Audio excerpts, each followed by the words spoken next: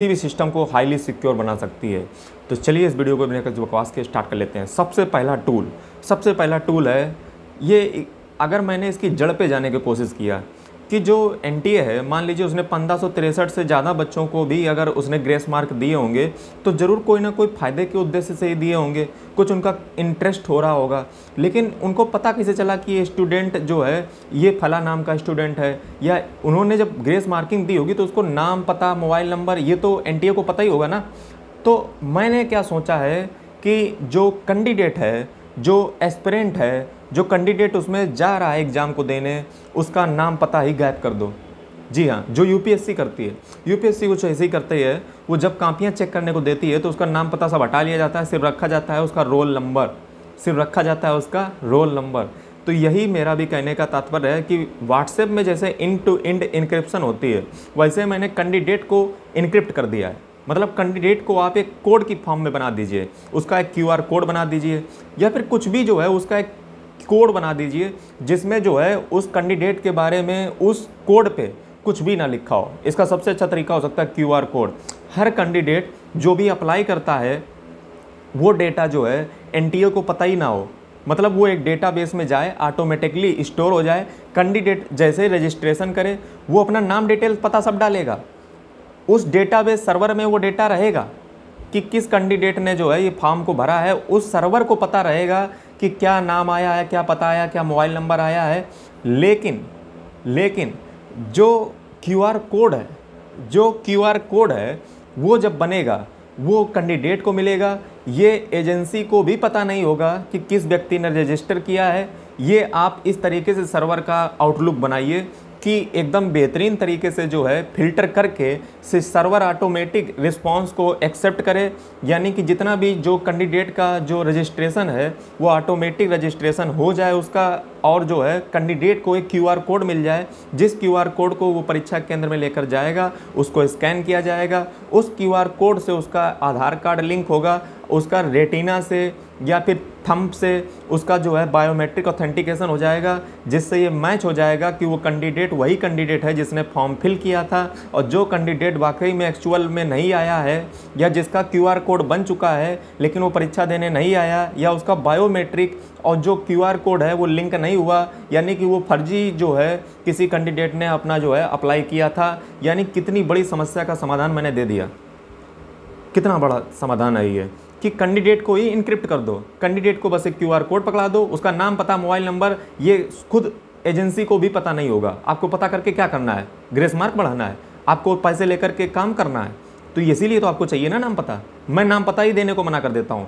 ये सर्वर पे आप छोड़ दीजिए, उसका एल्गोरिथम आप डिजाइन कर दीजिए कि इस तरीके से आपको रिस्पांस लेने हैं। जिन व्यक्तियों का जो है इतना फैक्टर जो है, जिनका इतना जो है डेटा आ जाए, उनको आप क्यूआर कोड जनरेट करके दे दीजिए। एग्जाम सेंटर में जब वो जाएंगे तो उनका आधार वेरिफिकेशन जब होगा तो वो बायोमेट्रिकली खुद लिंक हो जाएंगे, क्यूआर कोड और बायोमेट्रिकली, यानी कि वो रियल जो है कैंडिडेट है और उसने एग्ज़ाम दिया है।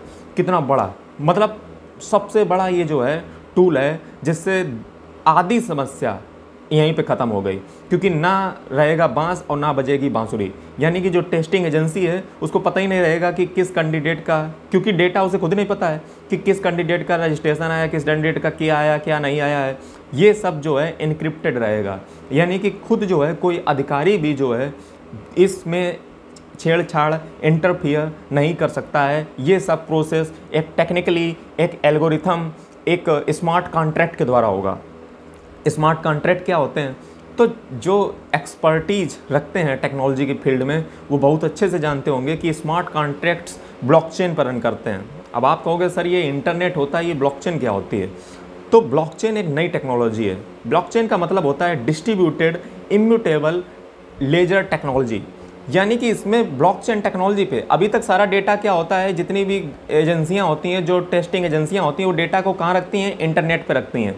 लेकिन मैं कहता हूँ इंटरनेट पे रखना बंद कर दीजिए, क्योंकि इससे आपने जो छेड़छाड़ की है उस चीज़ की जो जानकारी है वो कहीं रजिस्टर नहीं होती है। आप कहोगे सर लॉगर पैनल में रजिस्टर हो तो जाती है, क्या आपने कितने बजे क्या एक्टिविटी की, अरे वो सब उल्टी बातें हैं। वहाँ पे जो है सब वो सब साफ हो जाता है, कोई सबूत नहीं रहता है। कोई जो है कितना भी बड़ा टेक एक्सपर्ट आ जाए वो जो है उसको नहीं पकड़ पाएगा। इसका सबसे अच्छा तरीका ये है कि आप क्या कीजिए जो भी नेशनल टेस्टिंग एजेंसी हैं, जो भी टेस्ट करवाने वाली एजेंसियां हैं, उनको जो उनका डेटाबेस है वो डेटाबेस टोटली ब्लॉकचेन पे रहेगा। इससे फ़ायदा क्या होगा? इससे पहला फ़ायदा ये होगा कि ब्लॉकचेन में पड़ी हुई कोई भी चीज़ को आप ज़िंदगी में मॉडिफाई कर ही नहीं सकते हो। उस पर जो एक बार पड़ गया सो पड़ गया, यानी कि उसमें आप चेंज कर ही नहीं सकते हो। और यदि आप उसमें कोई, अगर आपने स्मार्ट कॉन्ट्रैक्ट में लिख रखा है, अब आप कहोगे सर इसका नुकसान भी तो है कि किसी कैंडिडेट का कुछ गड़बड़ हो गया, उसमें चेंज फिर नहीं हो पाएगा। तो आप स्मार्ट कॉन्ट्रैक्ट में लिख दीजिए कि चेंज तभी अलाउ है, चेंज तभी अलाउ है जब जो है वो किसी की परमिशन से, किसी की देख रेख में चेंज को किया जाएगा।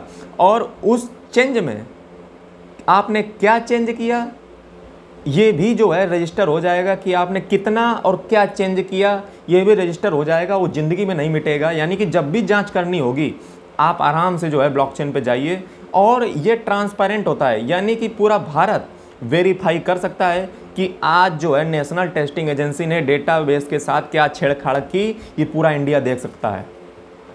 क्या गजब की टेक्नोलॉजी है ब्लॉकचेन टेक्नोलॉजी। तो फिर काहे नहीं यूज कर रहे हो? क्योंकि आपको तो यही हरकतें करनी है। आज ये एनटीए बनी है, कल कोई दूसरी एनटीए बनेगी, परसों कोई तीसरी एनटीए बनेगी, इसी तरीके से धड़ल्ले से काम चलते रहेंगे। चल तो रहे हैं 4-5 सालों से, हर परीक्षा में नकल होती है।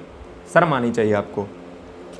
दूसरा चीज़ है कि आप क्या कीजिए, बिग डेटा एनालिसिस और एआई का प्रयोग कीजिए जो मॉनिटरिंग में, यानी कि जितने भी आपके कैमरास से सर्विलांस आप कर रहे हो पूरे देश में, जो भी परीक्षा आप नेशनल लेवल पे आयोजित कर रहे हो, उसमें जो सर्विलांस आप कीजिए उसमें बिग डेटा एनालिसिस और एआई आर्टिफिशियल इंटेलिजेंस की मदद लीजिए कि कौन सा गेस्चर माना जाता है नकल का प्रतीक, कहाँ पे कुछ अजीब तरीके की हरकतें हो रही हैं, ये एआई बहुत अच्छे से समझ आता है। एआई को चूंकि पूरी दुनिया भर का नॉलेज है कि किस तरीके से नकलें की जाती हैं, किस तरीके से जो है वर्नेबिलिटी की जाती है किसी एग्जाम में, तो एआई बहुत अच्छे से, एआई के जो कैमराज हैं वो बहुत अच्छे से आपको पकड़ लेंगे कि कहाँ पे वल्नरेबिलिटी हुई है, और वो सर्विलांस में शो करने लगेंगे कि यहाँ पे जो है खतरा है, यहाँ पे जो है इस समय परीक्षा चल रही है, यहाँ पे जाके आप छापा मारिए जा करके। बहुत आसानी से आप पकड़ सकते हो किसी भी व्यक्ति को, अगर हमारे जो कैमराज हैं, हमारे जो सिस्टम है पूरा, वो ब्लॉकचेन में पड़ जाए और उसमें आर्टिफिशियल इंटेलिजेंस और बिग डेटा एनालिसिस की मदद ली जाए,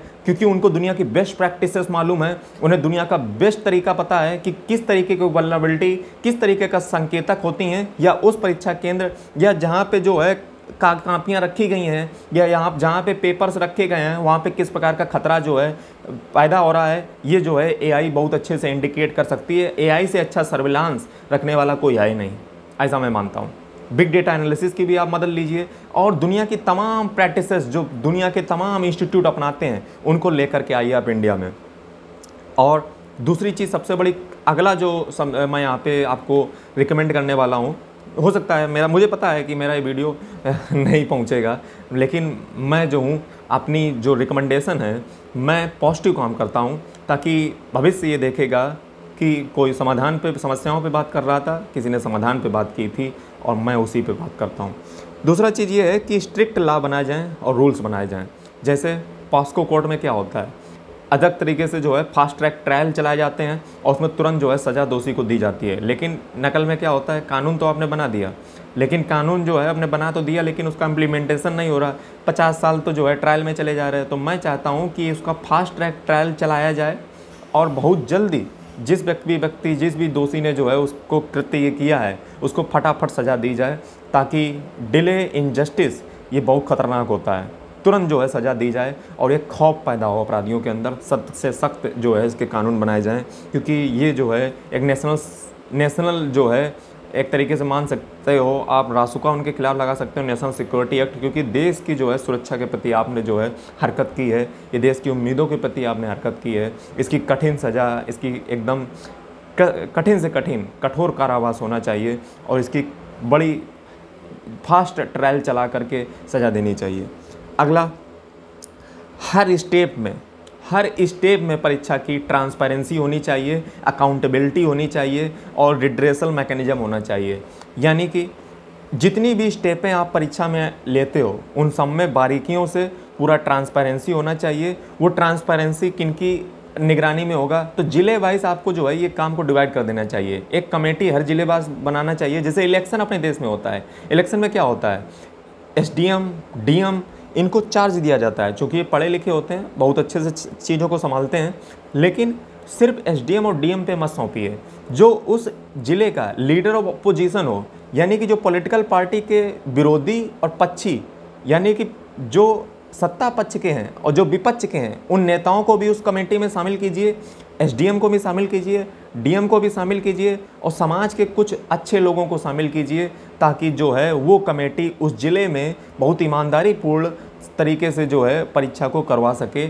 और जितनी भी प्रोसेस हों, जैसे परीक्षाओं की कापियों को इधर से उधर ले जाना हुआ, इधर से उधर ले जाना हुआ, इसमें डिजिटल लॉक का प्रयोग किया जाए। डिजिटल लॉक का बोले तो डिजिटल लॉक का मतलब है कि वो जो लॉकर है वो ऑनलाइन बंद हो, यानी कि चूंकि ये ब्लॉकचेन पे सारा काम होगा, तो उसका जो लॉकर है वो जब ऑनलाइन बंद होगा और ऑनलाइन ही लॉक लगा करके, लॉक जहाँ पे कैमरे की निगरानी में लॉक ऑनलाइन लगाया जाए, ब्लॉकचेन पे बंद हो वो ताला, और जिस भी जगह पे वो खोला जाए वहाँ पे लॉक को खोला जाए वो पासवर्ड डाल करके, और कैमरे के सामने ही खोला जाए। अगर वो बीच में खोला गया होगा रास्ते में, तो ब्लॉकचेन पे ये भी दर्ज हो जाएगा। इसीलिए तो मैंने वकालत की कि हर चीज़ ब्लॉकचेन पे पढ़नी चाहिए। अगर आप अभी भी नहीं समझे तो कब समझोगे? ये टेक्नोलॉजी से ही हो सकता है। जब तक आप वही बठेरों पे चलते रहोगे, वही आप जो है चीज़ों पे चलते रहोगे। अमेरिका देखिए कहाँ पहुँच गया, हमारे इंडिया में क्या चल रहा है, वही पुराना सिस्टम। इसीलिए तो ये होता है। दूसरा चीज़ अगर बात किया जाए, कमेटी मैंने आपको बता दिया कैसे बनेगी। हर ज़िले की अलग अलग कमेटी बनेगी, जिसमें लीडर ऑफ अपोजिशन होगा, सत्ता का भी नेता होगा, विपक्ष का भी नेता होगा, एसडीएम होगा, डीएम होगा, और ये बिल्कुल इलेक्शन जैसा ही प्रोसेस होगा। अगला अगर बात किया जाए तो रैंडम पेपर आए। जैसे पेपर आज क्या होता है कि पेपर पहले से ही डिसाइड कर दिया जाता है कि ये पेपर फला जगह जाएगा, ये पेपर यहाँ पे जाएगा, ये पेपर वहाँ पे जाएगा। लेकिन मैं ऐसा मानता हूँ कि अगर वो ऑनलाइन परीक्षा है तो ऑनलाइन परीक्षा में क्या होना चाहिए, क्वेश्चन बैंक बनानी चाहिए। जो भी नेशनल टेस्टिंग एजेंसी है उसको कम से कम नहीं तो लाख खान पूरे भारत से जितने भी टीचर्स हैं, पूरे भारत से जितने भी टीचर्स हैं उनसे लाख खान तक की, और टीचर सारे नहीं, मतलब एक से धुरंधर टीचर, प्रोफेसर टाइप के टीचर, उनसे जो है आप क्वेश्चन बैंक बनवाइए। मतलब जिस भी लेवल का एग्ज़ाम हो उस हिसाब से आप क्वेश्चन बैंक बनवाइए, जिसमें कम से कम नहीं तो 1 लाख से 1.5 लाख क्वेश्चन, या आप ज़्यादा भी कर सकते हो। आप जितनी भयंकर बुकलेट बनवानी हो, क्वेश्चन बैंक बनवानी हो, उनसे बनवाइए। उसके बाद क्या कीजिए, एक एल्गोरिथम ऐसा डिज़ाइन कीजिए कि जो भी कैंडिडेट परीक्षा देने जा रहे हैं उनके सामने जो क्वेश्चन आएगा वो कोई नेशनल टेस्टिंग एजेंसी नहीं भेजेगी, बल्कि वो एक एल्गोरिथम भेजेगा। एल्गोरिथम भेजेगा कैसे? जैसे आपके मोबाइल पे जब OTP आती है तो OTP एक एल्गोरिथम के द्वारा आती है। आपके मोबाइल पे OTP हर बार बदल बदल के आती है, लेकिन कभी आपने सोचा है OTP आती कैसे? वो OTP एक एल्गोरिथम के थ्रू आती है, एक फार्मूले के तहत आती है।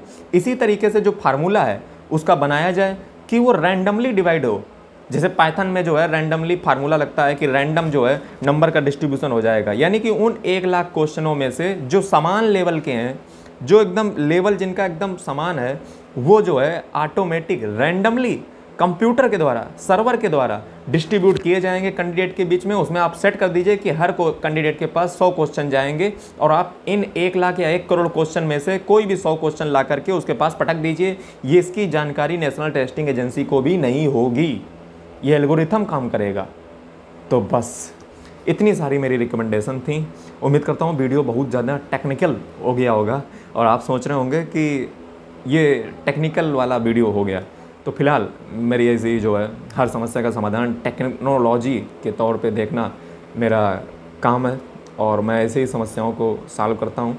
मेरा समाधान पे बात करना प्राइमरी गोल होता है। समस्या पे रोने से अच्छा है समाधान पे बात किया जाए। यदि आपने इस वीडियो को अभी तक यहाँ पे देखा होगा तो मैं मानता हूँ आप बहुत ही धैर्यशील व्यक्ति हो, और वाकई में आप जो है इस देश का अच्छा चाहते हो और इस एजुकेशन सिस्टम में चेंज चाहते हो। सिवाय कि आप रोने, इस सिस्टम पे रोइए मत, इस सिस्टम को सुधारिए और वो सुधरेगा ऐसे ही यदि आप जो है इस वीडियो को ज़्यादा से ज़्यादा वायरल करेंगे, फैलाएंगे। और यही जो है आपकी यदि आप कुछ करना चाहते हो इस वीडियो के लिए, इस देश के लिए, इस सिस्टम के लिए, तो इसको भी ज़्यादा से ज़्यादा लोगों के पास शेयर करें, और चैनल को सब्सक्राइब भले ही ना करें लेकिन इसको वायरल करें, शेयर करें, और जो है अपने दोस्तों के साथ यदि आप सभी ये ताकत बनते हो तो ये ज़रूर वायरल होगी और फैलेगी। मुझे उम्मीद तो नहीं है, लेकिन देखते हैं, ये आपके ऊपर है। धन्यवाद, थैंक यू। वरना भविष्य में फिर मत रोइएगा कि एक और एनटीए पैदा हो गई। आज ये एनटीए पैदा हुई है, कल दूसरी पैदा होगी, परसों तीसरी पैदा होगी। ये सिर्फ आप रोक सकते हो। You have power.